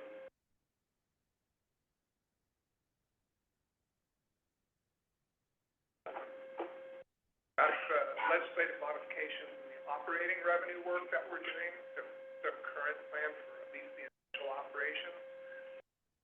Better systems to do this in the long term, but would be assessments on the floodplain and imposing the SSC through the cities and the county on the entire district. Approximately $11 million coming off the floodplain and 5.5 or so coming. if the bond's not enough, then We're proposing in the forecast for the operating that we begin a process of establishing a capital set aside and capital reserves. That'll be a decision this board needs to make, balancing the costing versus the need for operating capital. There's also the possibility that after this GeoBond expires, or 20 years from now, does have the authorization to go out for another round. So, hey, Amy, go Chair, ahead. yeah, Chair Fancher, let me just jump in. So it's 2:30, and we want to hear from other board members as well. But Brent, I just want to talk with you for just a minute. So it sounds like there's additional information that would be helpful for you to understand what's being proposed to potentially have you be able to support. Do you want to set something up to spend more time? Is there more time we want to spend here giving you information? What other questions do you have? let's do that after. Take away from this, I can spend some time discussing some of the questions I've had that I need to just get a better understanding around. Okay. We'll follow up and make sure you get some time with staff.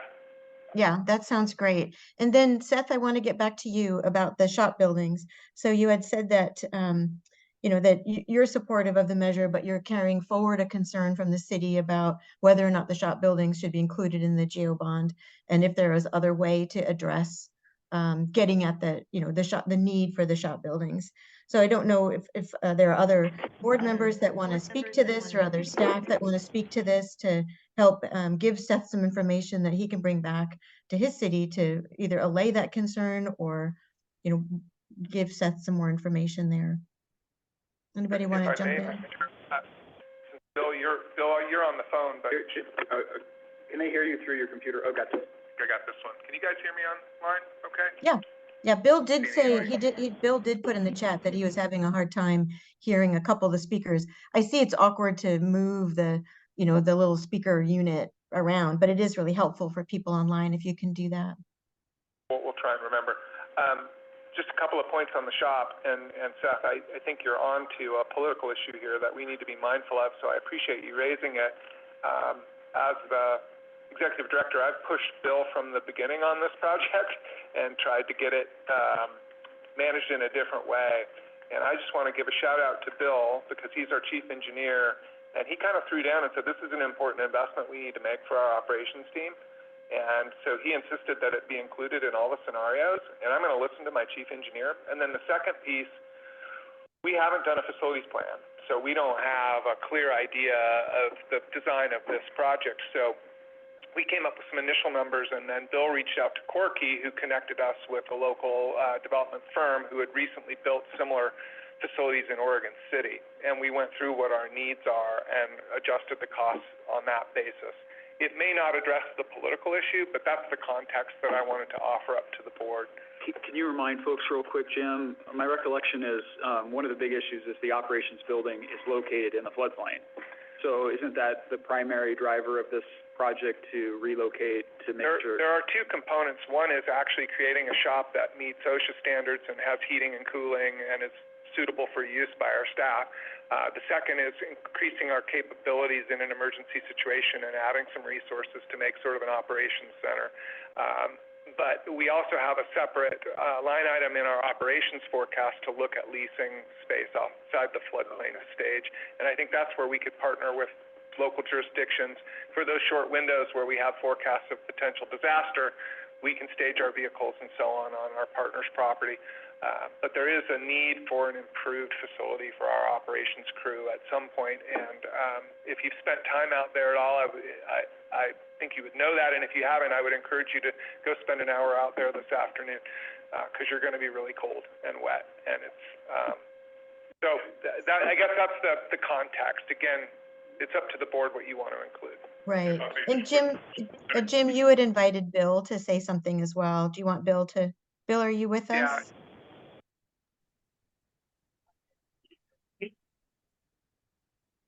No, maybe try again.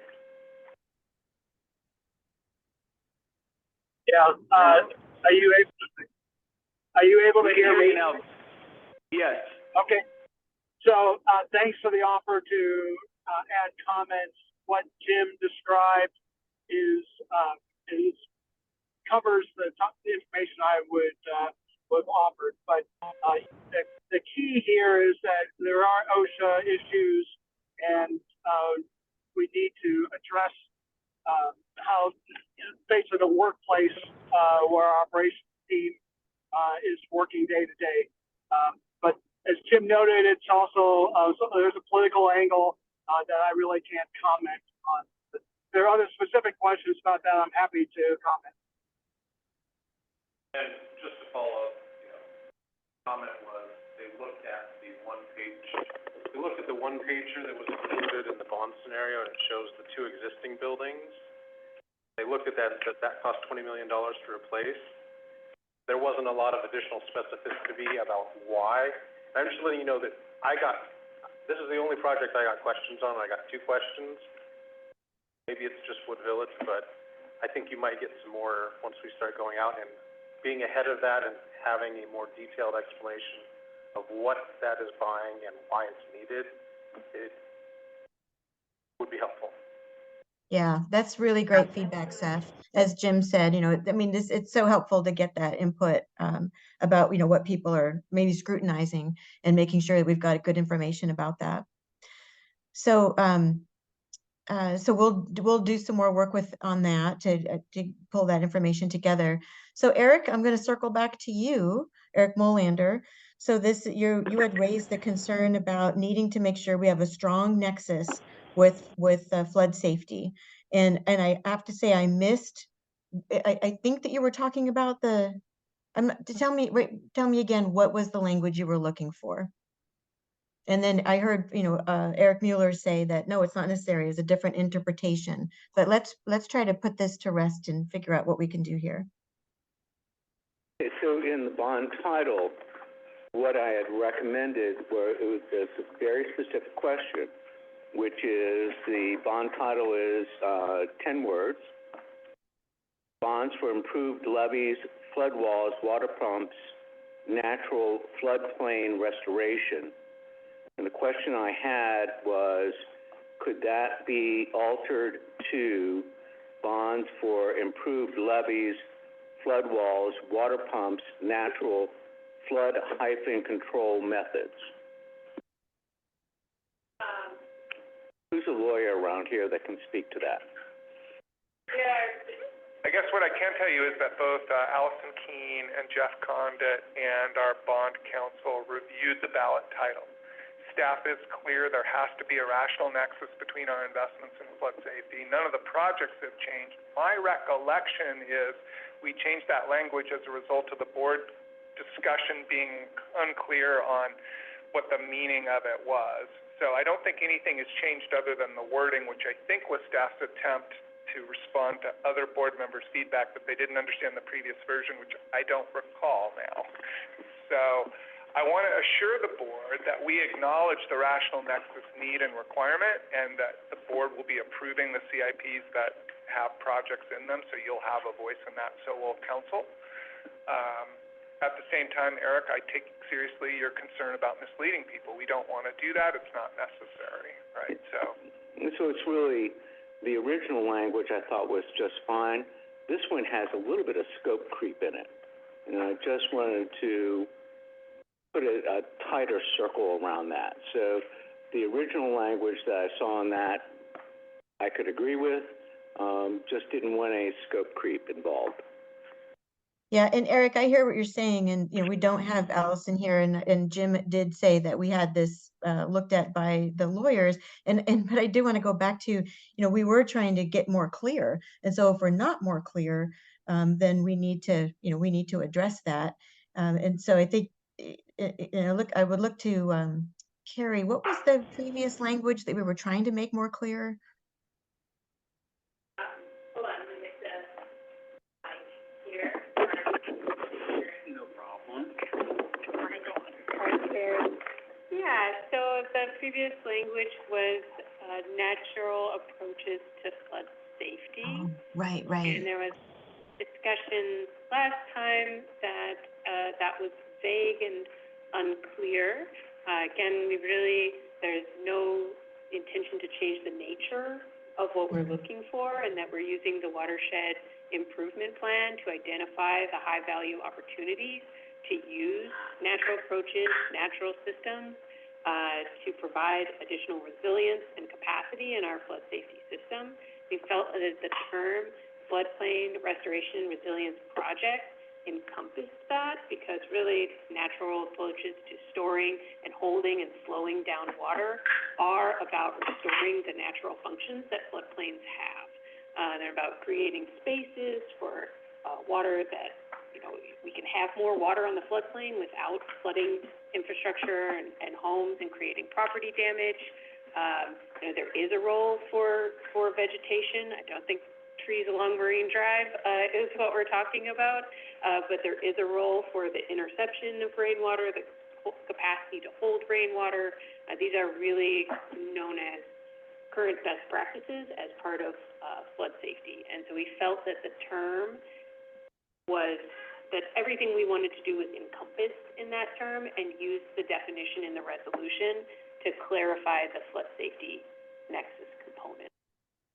But I do think there's a challenge in that this isn't something that a lot of people know a lot about from a general public standpoint, natural infrastructure, green infrastructure, and so we do have a challenge in finding terms that are meaningful to some folks and less meaningful to others.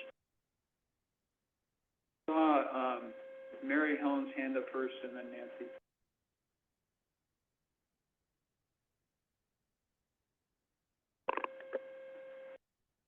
Mary Helen, go ahead. Mary. Mary is low, so it's not responding.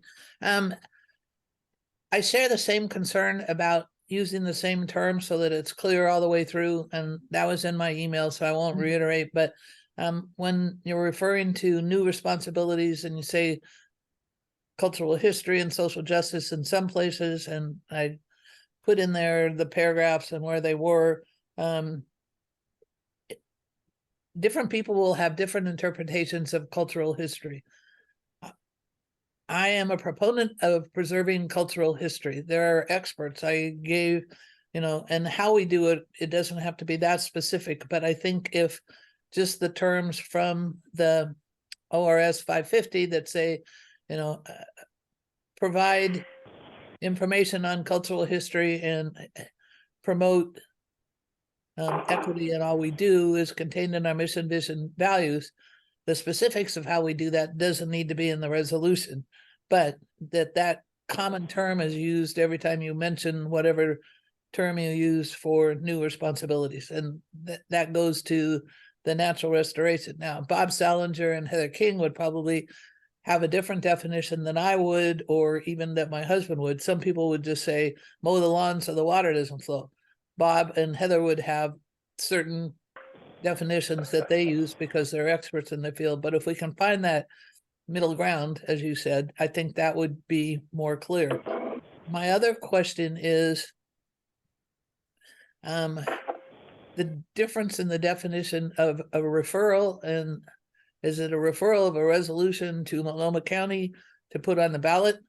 That referral and it seemed to be used interchangeably, and I didn't really understand the difference. Yeah, the referral is the board's action to refer the measure to the ballot. The resolution is the mechanism by which you do that. So you have a board resolution that says, you know, whereas all of the statements that provide the authority and background for doing so, be it resolved that we delegate to staff to you know, to put this measure on the ballot.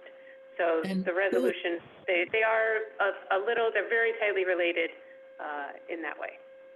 So is there any, I don't know if opportunity is a good word, but is there any possibility that someone will say, we don't like your resolution, go back and write it over? I mean, and who would that be? So I guess our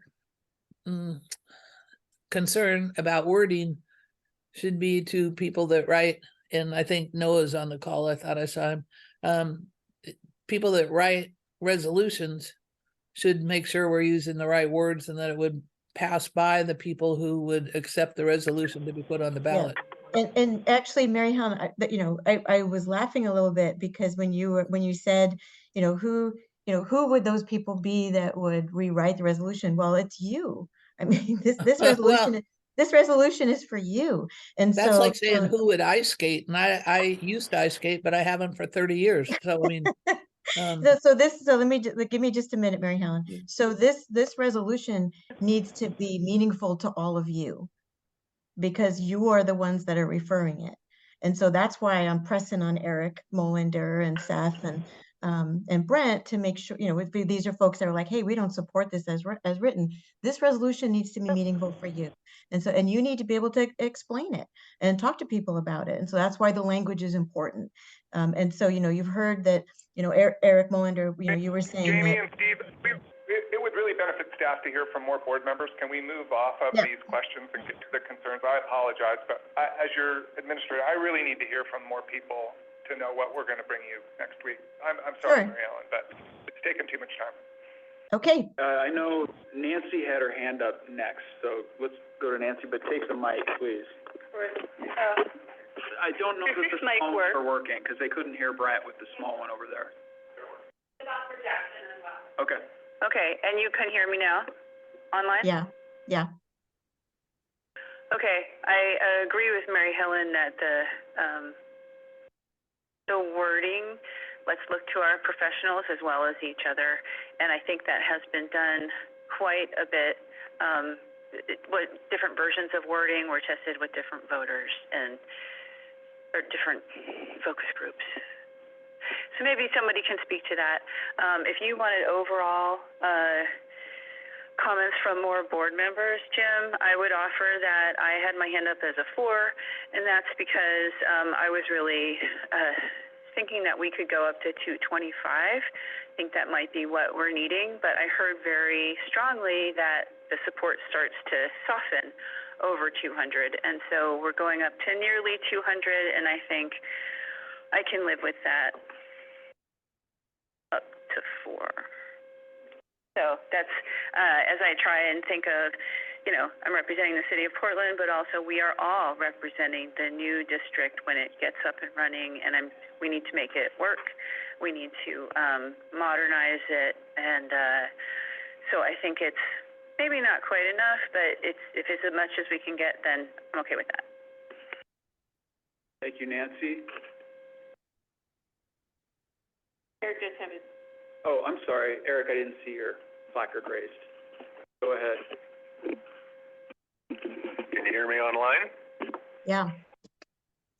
Okay, I just wanted to circle back briefly to clarify the resolution wording, the attachment, all of it. I'm supportive of people being comfortable with the wording on it, but I wanted to focus that page 13 of the packet, which is the ballot title, which is the one that Eric commented about first, is important that we're comfortable with that, because that is the document that goes to the public.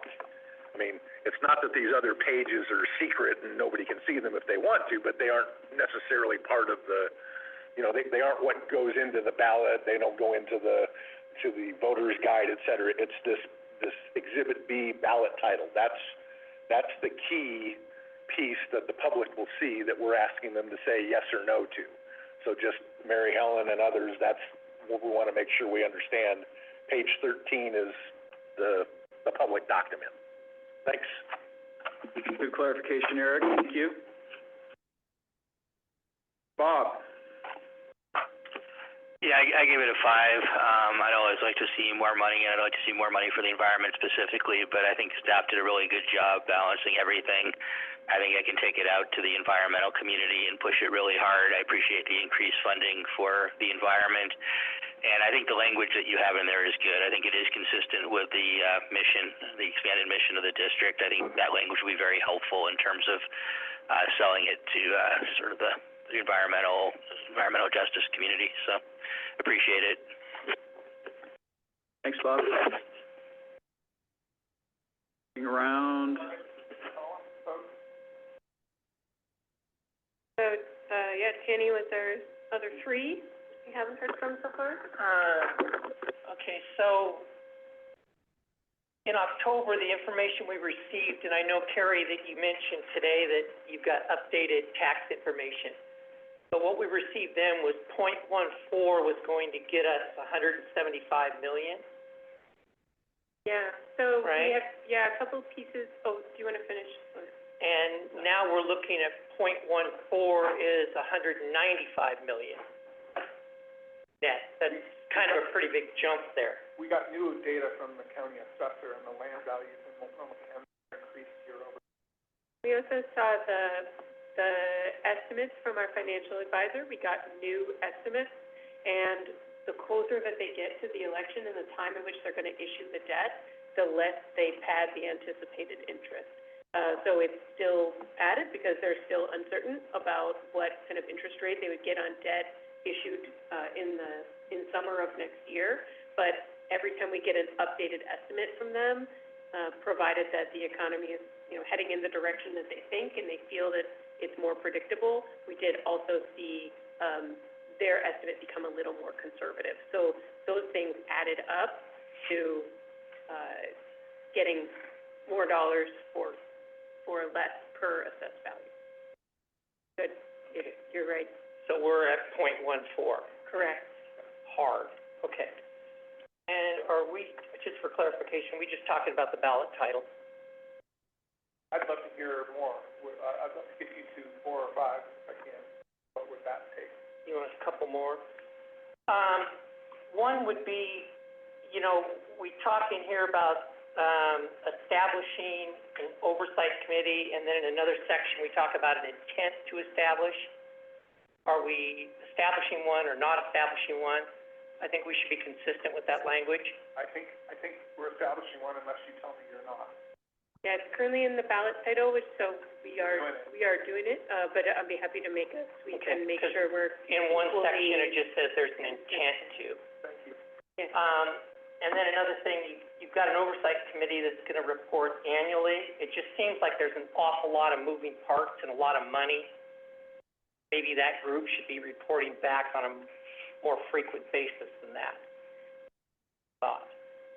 Yeah, the board could request that. I know our intent is to require a documented annual report, but I think they could give, happy to change that. We want the oversight committee to serve the board's interest.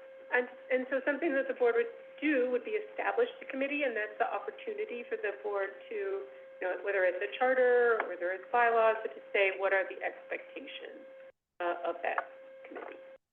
And one of the important words that was added in there was that the report also goes to the public.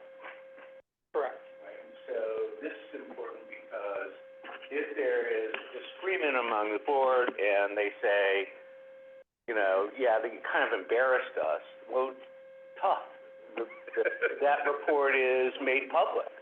And it's the way in which, without the authority to tell the board what to do, which you cannot, this is the way that you, on a practical basis, could influence the board to take the right action.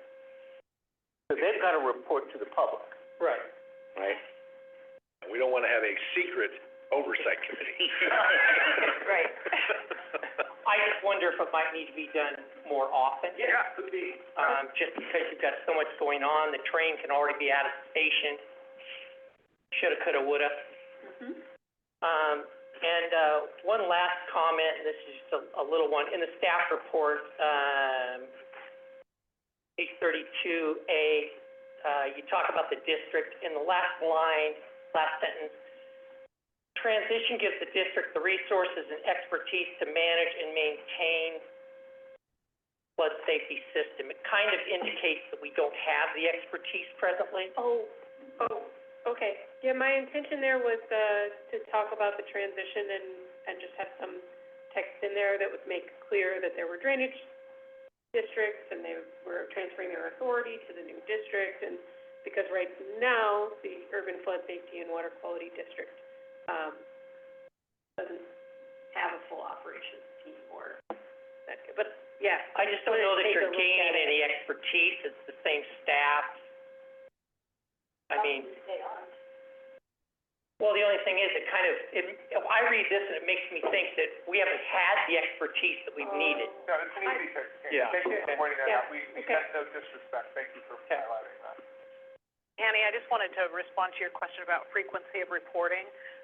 What our intent is and what I normally do with bond funds like this is on a monthly basis, the board will get a report that shows the list of all of the projects, what we estimated the cost to be, and how much we've spent so far and what's left. And the board will actually be reviewing that on a monthly basis. The annual report is a more formalized process when those numbers are audited, so that you can see, here's the final numbers for the year, but you will be, as a board, receiving a monthly report that will show you our progress on the bond projects. Okay. Go ahead, Ed. Do you have a mic over there? I don't really want. You're gonna get one. I think you do. Yeah, Mr. Chair, this is, for Tanny. Yes. Tanny, when you raised the question about frequency, did you have something in mind? How much frequency? What were you thinking? The only thing just off the top of my head, I was thinking maybe if you got some type of report like quarterly or something, and I don't know, I haven't managed a bond project like this, that it'd just be nice to not say, oh my gosh, that happened 11 months ago and we're just now finding out about it. Thank you. Thank you. Ed. Thank you. Well, we're just about hitting up against our 3 o'clock hour. Any other questions, comments? Do you guys have any particular burning need from anybody at this point? Yeah. Hey, Steve, there's a few. Rachel put some information in the chat that I think everybody should read. And then I want to make sure that if there's anybody else online that we haven't heard from yet, that we give that opportunity to them.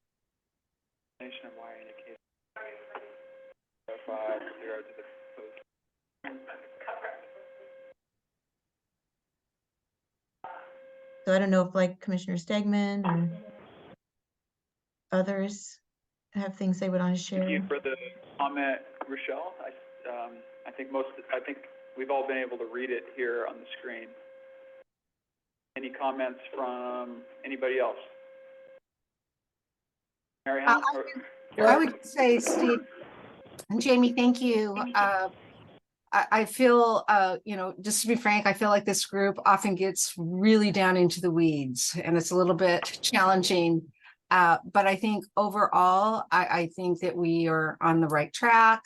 I think it's reasonable. I think it's necessary. I think that we can logically argue, what we're asking for. So I just want to thank the group. I think that staff, you have actually really done a really tremendous job of being all things to all people on this committee, which is not an easy task. So I am very supportive and appreciative of everyone's hard work. And I know that there's so much more work than what we see in these meetings. And I just really want to appreciate staff for all of their time and expertise. Thank you, Commissioner. Eric. Yeah, I guess I just wanted to clarify the expectations of the board at the next meeting, which also, it's a different day than normally this month, right? We're doing it earlier than... It was earlier, to because of the holidays, yeah. So the meeting is next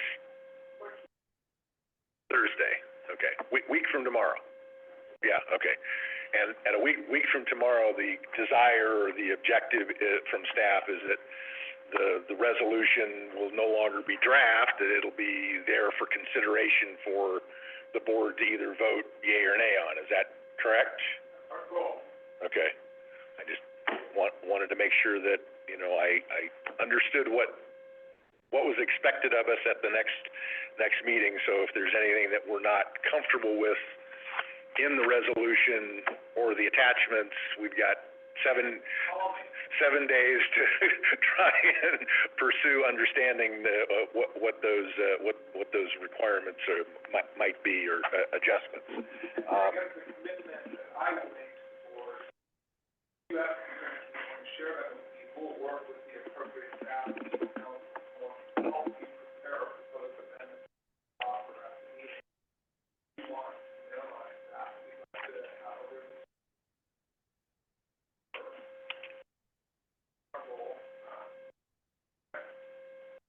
this is a really big decision. Work through these issues. So, but time is money. I'll tell you, in my spare time, we're ready to roll with a campaign as soon as you refer. So I've been working behind the scenes to keep you ready to have some people help us spread the word about this. And the sooner we can get started on that, the more we're going to spread the word. Bob. Yeah, one last question. I mean, I've heard a few people here say that, going to Rochelle's comment about possibly getting up to 200 million. And I'm just curious, given, I think I've heard 3 or 4 people mention that, should we call that question? Is it worth bringing that to a head? I mean, cause I don't want to, I mean, I would support that. I would also support it at 195. And I'm just curious, given the fact it's come up, do we want to tease that out, or do we want to just stick with where we're at? Thanks for the question, Bob. Eric said he could support 195.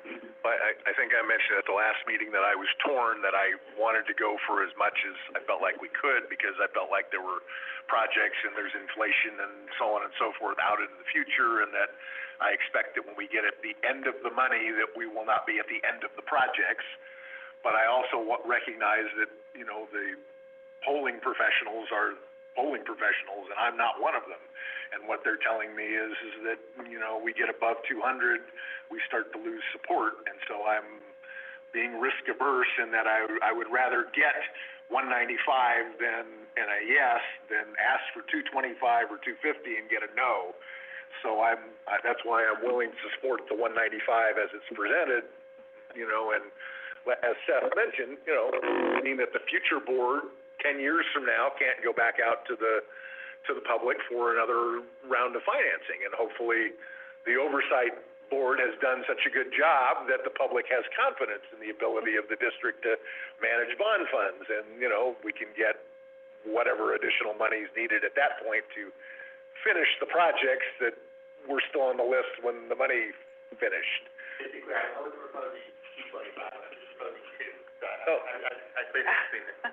I'll say I would second what Eric said. I think sticking to what staff has proposed at 195 for me makes sense.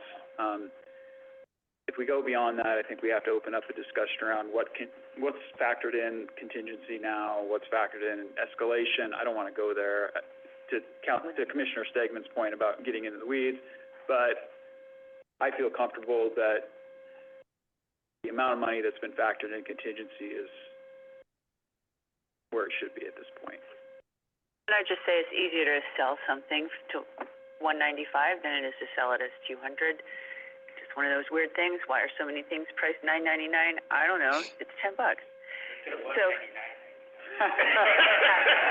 Now you look like you're trying to get away with something. So I was one of the people who mentioned 200, and I know I only gave a 4, but I think we have struck the balance we need to strike. And, you know, the 4 means go ahead. I know we're at time. I know this is important as well, extremely important for staff to hear from folks. So if anybody else has any other thing they want to say, please raise it now. We're going to close this down very quickly. Please tell me if you feel the need to vote. No, you don't have to do it today here, but please call me as soon as you can or email me and we can chat and make it.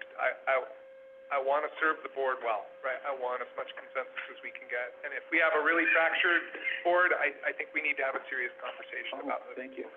Oh, sorry, Mary Helen. Go ahead. No, all I wanted to say is I made a lot of wordsmithing kinds of things in my email, and I don't know if anybody else did because I heard a bunch of new ones today verbally. So will we be able to share those so that we could maybe be enlightened by them? Because, just comments like Nancy's made me kind of go, aha, everything's 99 cents or $9.99. So if we could be aware of that, and in pursuing to say we're going to the ballot measure, does that mean we're accepting option B or option A instead of option B? Thanks, Mary Helen. We don't have time to go through that as a board, but I would propose that staff puts that in the parking lot, and then staff board members do have access, and they can look to see what wordsmithing type edits have been suggested. Oh, and we'll submit a red line of the document to you so that you'll see.